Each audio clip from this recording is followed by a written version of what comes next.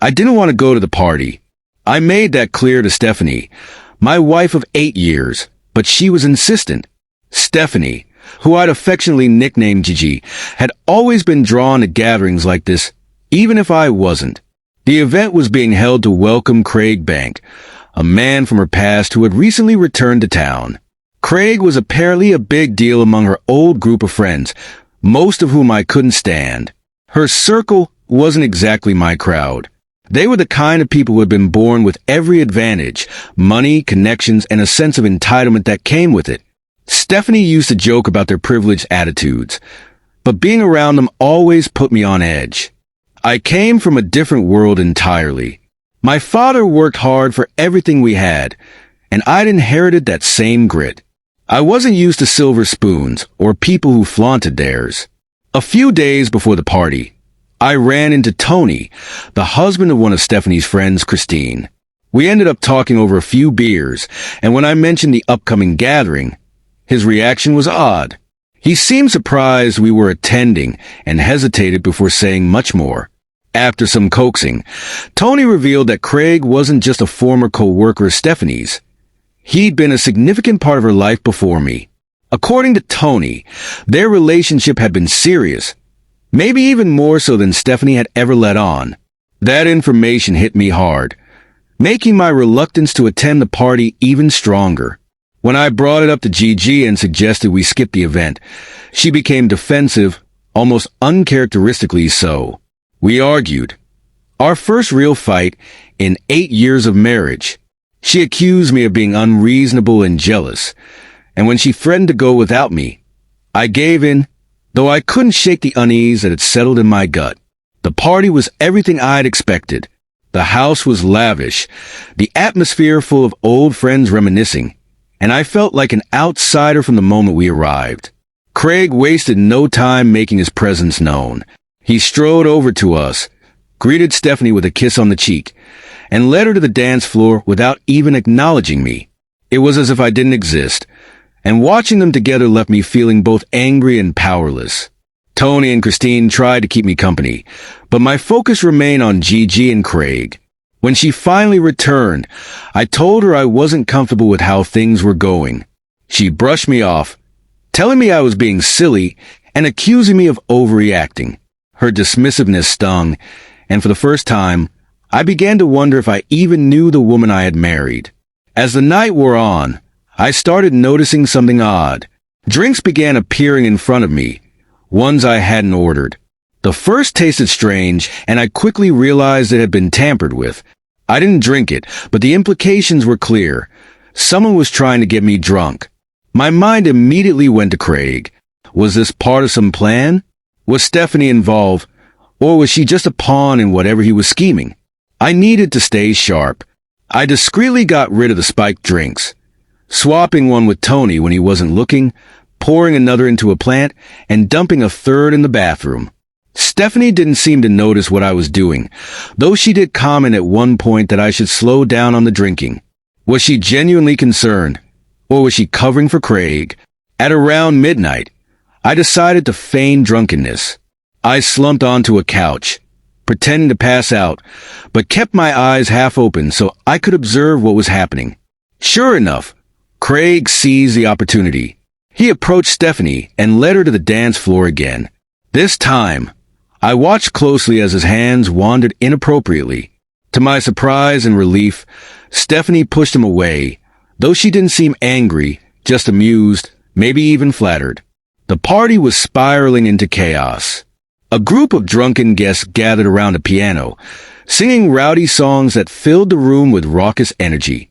I overheard Christine whisper to Tony, "Things are about to get out of hand."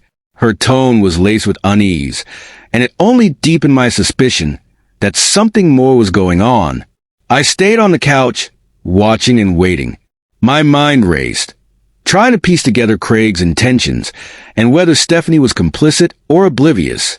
The night wasn't just a test of my patience.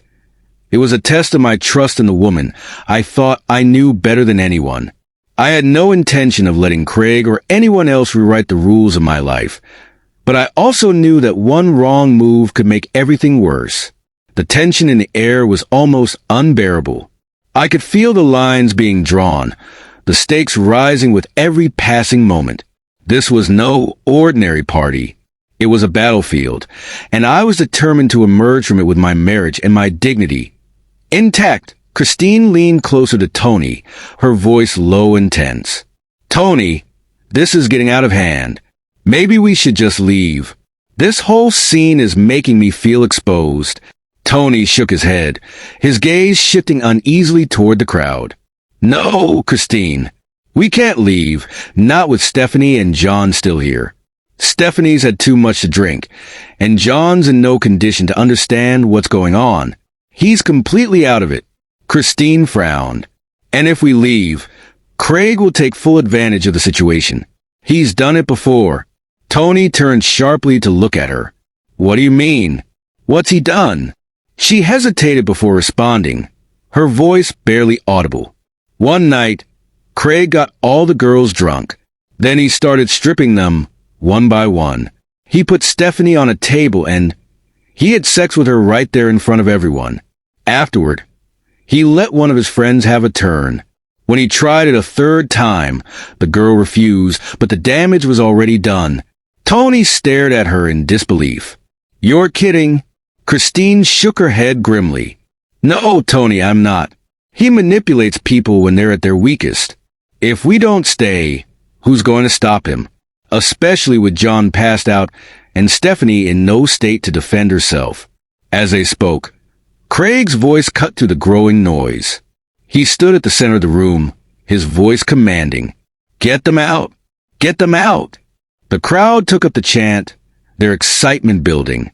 A large woman with an ample figure stepped forward, encouraged by the cheers.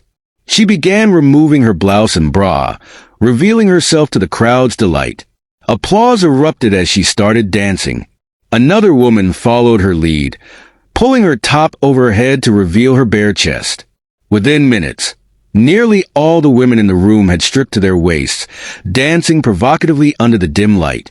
The atmosphere became frenzied, the crowd pushing boundaries further. Christine grabbed Tony's arm. "We have to do something. Stephanie's in real danger."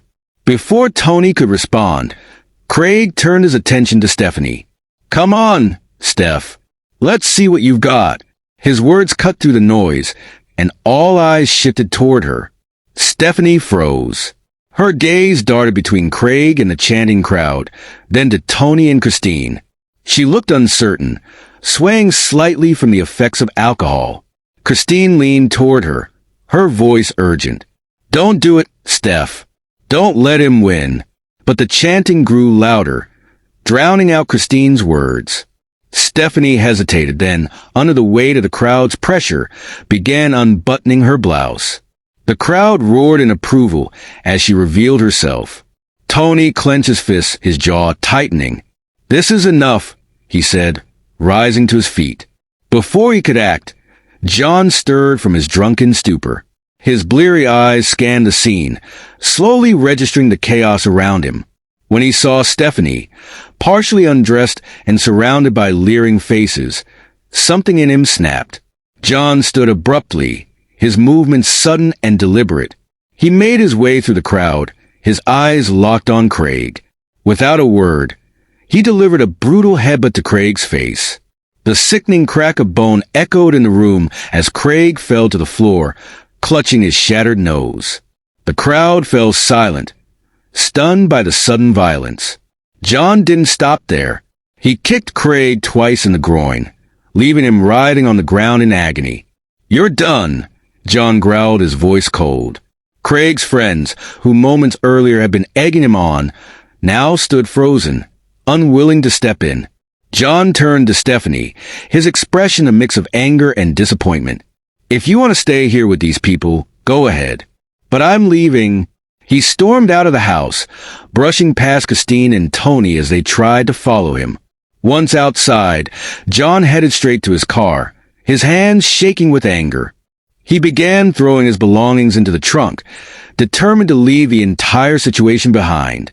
Moments later, another car pulled up to the driveway. Out stepped Tony, Christine, and Stephanie, the latter visibly shaken. "John, wait," Stephanie called, her voice cracking.